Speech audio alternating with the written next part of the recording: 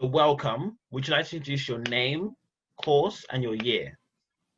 My name is Daniel. What was that? Yeah, my name is Daniel. I studied electronic engineering with computer systems, and I started uni in 2014 and I graduated in 2018. Okay. You are an international student from Nigeria who studied in the UK. Yes, I am. So if we compare the UK to Nigeria, what is the first thing come to the UK that shocked you? I think the first thing that definitely shocks me is how everyone minds their business here. Like no one gives a damn about like I've seen walking through London, someone could, I won't say faint, but someone could like fall on the ground or something. And in Nigeria, literally you have a mob of people like, oh my days, what's going on? What's going on? What's going on? In London, people could just walk past you. Maybe one or two people would then stop and be like, oh, are you okay? In Nigeria, you have 10, 20 people who come around you like, is everything okay? Everything okay? And it's it just shows that a lot of people in England, everyone's just on the move. Everyone's just busy, and in Nigeria they are too, but they really do mind their business. And it was a real shock to me because a lot of like, for example, the when I came in after I came in late and I didn't have a place to stay initially, they were so almost nonchalant about it in the sense that yeah, like okay, here's a list. Look at this list. If you don't find a house, well, good luck, things like that. But whereas here in Nigeria, people are a lot more hands-on. They're a lot more like, okay, we'll call this person and this will see what they can do for you, blah, blah, blah, blah, blah. So that like nonchalant behavior really like surprised me. Okay. And what else shocked you about coming to the UK?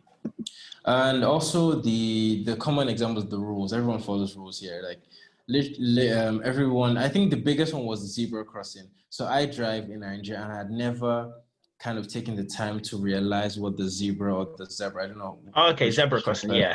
what the zebra crossing was for. So the first time like I was walking past the road and like people would stop and I would see people always crossing, I would think, okay, that's odd. Then I later clocked that actually the zebra crossing isn't just to stop cars, it's for like that's where people like walk past and everything. So when cars are approaching it, even though there's no light and someone's waiting, they usually wait, then people stop. But here, that's a myth. Literally, even if the traffic light is on red, people will still drive on the zebra crossing and there's no acknowledgement of, oh, where does the pedestrian pass? The other day I was driving and I stopped just before the zebra crossing and every other person drove in front of me and stopped at the zebra crossing. And I thought to myself, like, doesn't anyone have like any idea of rules? Because there's literally a sign on the ground that says stop here. But but everyone passes it and I'm like, just obey the rules. Like Hmm. it doesn't kill you. And a lot of people try to cut corners and everything here. And it's more apparent here than it is in England because I'm sure everyone does that too there. But generally, they follow a lot more rules there and they respect the police and the authority a lot more than they respect them here. Okay. When looking at the UK culture, what do you say the differences are between the UK culture and Nigerian culture? I think Nigerian culture is a lot more diverse. Funny, like which is ironic to say because it's what do they call it? It's Nigeria. It's like one country, whereas in England you have people from different countries that come there and like the second generation and blah blah blah. But in Nigeria, a lot there's I don't know how to put it, but I'll get back to that point. But another thing I would actually like to say, Nigerian culture, a lot of people are close-minded in the sense that there's no room for something different. If I genuinely believe in, for example, I mean, I'm a Christian and you speak of the issues of gay marriages and everything. In Nigeria, when people immediately hear that you're gay, oh my God, they could burn you right there. Like they could literally like you Do could what they literally want get a lot of from you. shit. Exactly. But here it's like even if you don't believe it, you accept it, you go and speak with the person, you like they're because they're human beings as well, Mm. you know. So that difference in terms of people accepting more things and not just something as far off as like sexual orientation, for simpler things like accepting technology. For example, in England, everyone's technology first. While here, lots of businesses do not believe in some things like websites. Like if you called, like I work in an IT company, and Mhm. I had a call with with a lead, and I said to him that, oh, you can have this. It wasn't a website, but you can have this software that will help managing your customers a lot better than using just an Excel sheet. And the guy was like, no, no, no, we don't want that. We don't want that. We don't use that here. And I'm like, this is the issue. Like, there's almost zero innovation because this is something techie that will help your business grow, but they believe in writing and Mm. seeing it and The writing it old-fashioned way. down and the old-fashioned way. And it's like it's out of fashion. Like it really is out of fashion. So that's one thing I really like about being in England. You could bring the almost on the surface stupidest idea, Hmm. but if it is productive and it helps people, it becomes a thing. Like Airbnb could never initially, if it was made in Nigeria, it would never go anywhere initially Mm. because no one would have faith in it. But it came from a developed country and it's here now and it works. So if we go into the UK students, so specifically the UK drinking culture, would you say the same thing as in Nigeria? Because obviously in the UK, the drinking culture seems to be implanted into little things like, hangouts, going to the pub, going to different Yeah. places. Is that the same in Nigeria, or have you got your own kind of thing? I think it's generally the same. What happens is that I think you do it at an older age here, only because in England, a lot of the 17, 18, 19 year olds are a lot more independent. So they go out by themselves and it's a lot safer as well. So you can go out by yourself, you can have a drink with your friends by yourself, and you work for your own money as well, a lot of the times. But here at that same age, people still do it, but it's not as common. Like I could go into a bar in England and I will see 18-year-olds and it's like cool, whatever, they're chilling. But if I go into a bar and I saw 18-year-olds here, it's a bit like you kind of look like, okay, that's a bit different because it's not as common and it's not a thing you say. You can't go to like in front of your mom and dad's like, oh, I'm going out for drinks with my friends. They'll be like, excuse me. But in there you can be like, oh, I'm going out for drinks, and it's completely normal because that's culture. But here it's like that's why you have a lot of African parents there, like they do not want to even smell the alcohol on your body, even though you're dead.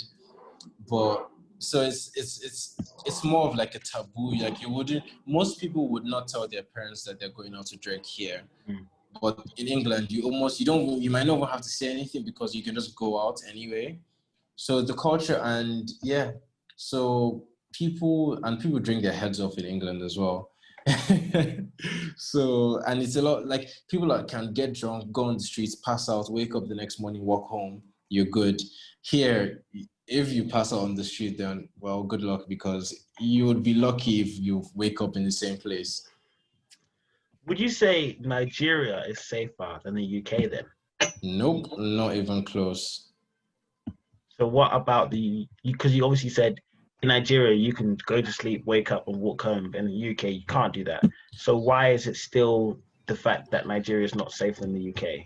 Actually, that was the other way around. So I was saying that for the UK, you can Oh, sleep, pass out, wake up. So because one thing I would say is that in England, you can trust that if you report a case to the police, there's a lot of work that will be gone into them getting to the bottom of it really quickly. okay. But here, if something happens, the speed at which these people react is almost shambolic. And it's like in the UK, we had a situation with a drunk girl, and I think within about 2 hours, an hour, the police came and they took her home. But whereas there, it's like I don't even know who to call because my genuine instinct when something goes down is never to call the police or call law enforcement. It's to literally call a friend or a parent or someone that can actually do something immediately because I don't have faith in the law enforcement here. I really don't because and it's like they also take a lot of bribes as well. So it's like you can't even trust them that oh if they come, they will like do their civic duty. They might even start asking you for money. Okay. And so that's just like one reason why it's just safer in England than it is here. Okay. So if we go finally, what do you think the best thing Nigeria has over the UK that will make you want to visit Nigeria and stay in Nigeria? One thing I Nigeria think wins with every single time. food, the food easily. easily. I don't even care if like you have the best Chinese restaurants in England. The food in Nigeria is 10 times better than the food in England if you like spice and if you like sweet tasting food, if you like those kind of things. So the food is definitely much better. And the I don't know what the word is, but the taste of music. Yeah, It's a lot and the culture is vibrant. It's like there is a culture. In England, there's really no culture in the sense that it's more like I can wake up to them like, you know what, I will set my own culture. But in Nigeria, there's a proper culture. The clothes are colorful. The music is nice. It's different. It's diverse. It's not all in English and all of that. So yeah. So in terms of the music and the food, I think it's 10 times better in Nigeria. and what do you think the UK has over Nigeria when it comes to just the UK every single time wins this? Besides everything else, the organization, the government, and a lot of people say the government doesn't really work. And to them in England, it doesn't work. But if we had the government here, I think we would be happy because at least there's a system in place that allows things to work. You Mm, know, there's a system in place. If I have a complaint, I can genuinely make a complaint and get results. mm, If I need to get something renewed, I don't literally always have to go to the place. Everything is online. There's mm. a lot more organization. There's a plan. That's the key thing. There is a plan for everything. Here it's almost like, you know what, we pray that things work out, but if it does, well, you figure it out Okay, type of thing. So that plan and organization makes almost everything in England better than here. thank you. That's fine.